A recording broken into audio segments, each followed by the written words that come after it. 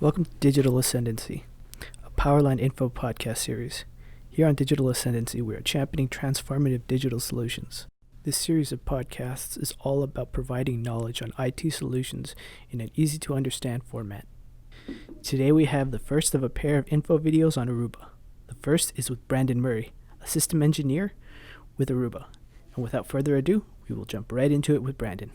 I have logged into the Cape Networks dashboard, and you can see everything is all green because I haven't really configured too many tests on my sensors. The first thing I want to do is create a new group for my sensors and start configuring networks and tests for those sensors to test against. So I can go into settings. From settings, I'm going to create a new group. Call this test group, alias T. ES. Once that group is added, I can manage the different sensors that are in that group. Right now, I can go and click on this lab sensor 2, which I'm interested in, and add it to this group. Once the sensor is in the group, I need to configure a wireless network for it to test against. So I click on Networks Wireless, and then add a network. When you click the drop-down, you're going to see a list of networks the sensor can hear in the air. And we're concerned about the .1x network in this case. It'll be an enterprise .1x authentication with username and password.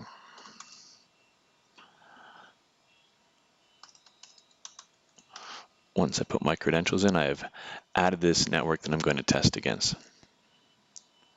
So I'm going to go into my sensors now.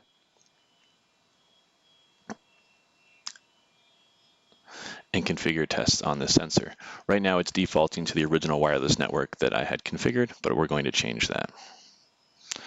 We'll select the .1x network and remove the previous and press save. Now that I've added the wireless network for .1x, I can go back into my test group and see the health of those tests. Right now everything is showing all green, which is good, but if I double click into this, I can see some of the history. And you'll notice that I had some errors when I originally had configured this. And those errors are displayed here. They've been resolved now, but the initial error was to do with an 802.1x authentication failure where I had typed my password incorrectly into the test, and we weren't able to authenticate against the network. Once I reconfigured the test and was able to authenticate correctly, we went all green on this test. So that's great. I might want to configure some other tests outside just regular DHCP health, so I can start to add an external test. There are a number of internal and external pre-configured and customizable tests, but for the one I'm interested in right now, it'll be an external predefined test. And from those templates, there will be a number of SaaS providers or email providers, etc. Right now, I'm concerned about making sure that LinkedIn is always available for me because I like to check my LinkedIn, and Gmail because I'm always checking my Gmail.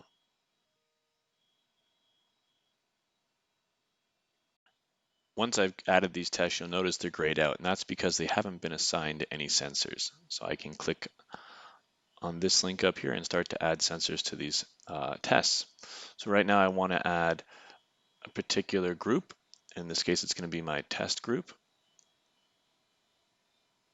And I'm going to be performing these tests on the .1x wireless network we've already configured.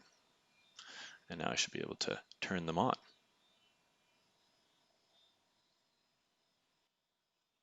Now that the tests have had some time to run, you can see that I have connectivity to Gmail, and I can click into this test and see some of the history of it over the past hour, and the fact that it's been successful, and some of the latency, packet loss, and jitter around that test. And you can see it's pinging Gmail, and it's proving that it's online. Same is true for my LinkedIn test as well. Right, over the past hour, we're going to retrieve some results and see that it was successful as well, and some of the latency, packet loss, and jitter. One thing I also want to point out is during the configuration of this, I had plugged this sensor into a switch port that was doing .1x on the port. And the sensor itself wasn't able to get a roll, so we were onboarding the sensor to the wireless, but the actual wired network behind it was having an issue getting to the gateway, and we're able to see that whenever I zoom in here.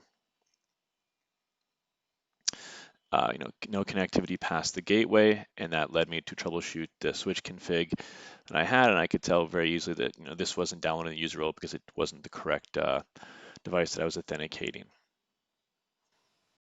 Going back into services and app tests, I've added a few tests that are relative to my day-to-day tasks and that of the average knowledge worker.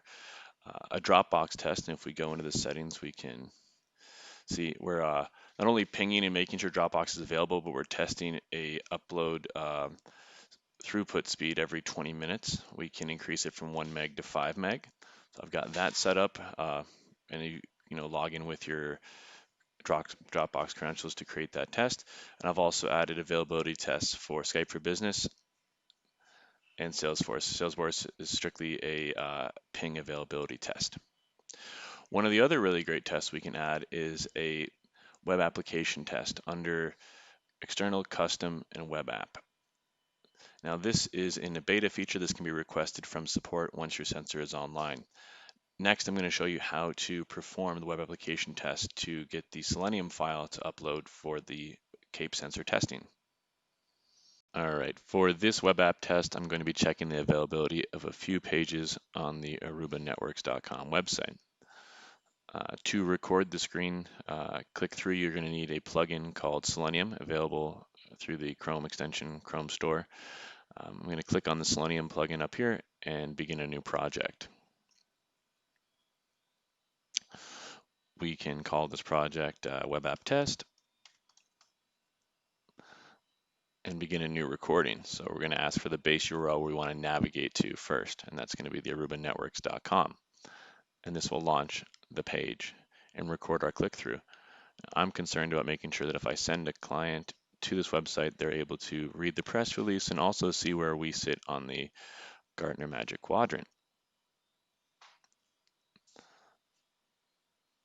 And now I can stop the Selenium recording, call it Web App SP Test,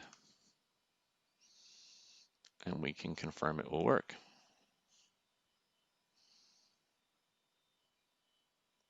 And it does. Next step is to upload the Selenium file into the CAPE dashboard. But I've created the Selenium file, I'm back at the service and app test page to create the test. So back to add test, external custom, and from the drop-down menu, web application test. And now I can drag that file that I just created for this test into here.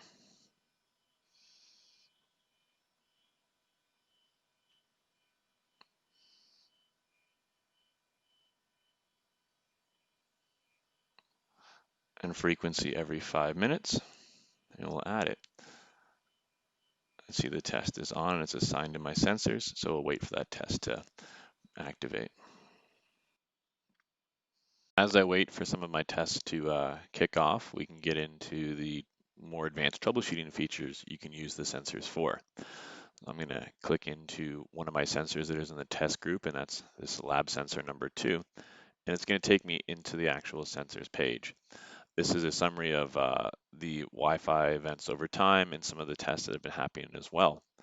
But I can do an on-demand PCAP capture, or I could go to one of the events in the past and pull a particular packet capture from that event. Great for troubleshooting, but if you want to make sure you've got this set up, you've got to go into the sensor settings. So from settings, click on your particular sensor and click the pencil to edit. This will be in the Advanced tab. Now you can disable PCAPs from ever being captured from an event happening or kicking off, or you can go PCAP Lite or PCAP Full. Major difference here is PCAP Full will record datagrams. PCAP Lite's just the packet headers. So another new feature for the UXI sensor is integration with Aruba's cloud platform, Aruba Central. You can go up to settings and start the integration process. From settings, you'll be looking at integrations, and you'll see that you'll have an option for Aruba Central here. I've already started to set mine up, but if I click edit, you'll see what you'll need. So you'll have to go into Central, get your client ID, the cluster URL, a secret created for a token, and the JSON file for the token. So I'll show you how to do that in Aruba Central. I would start from the account homepage.